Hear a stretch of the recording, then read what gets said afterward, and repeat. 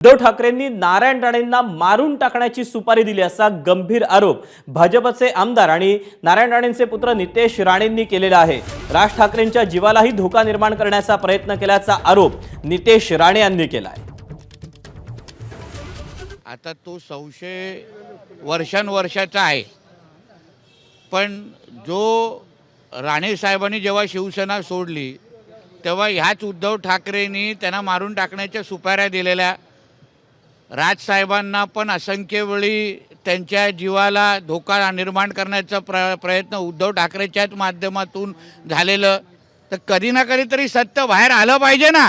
आपल्या राजकीय पक्षांतर्गत विरोधकांना मारून टाकण्याची प्रवृत्ती ही कोणामध्ये आहे? चार घटना मी तुम्हाला सांगितलेल्या आहे, म्हणून समजदारों को इशारा काफी आहे।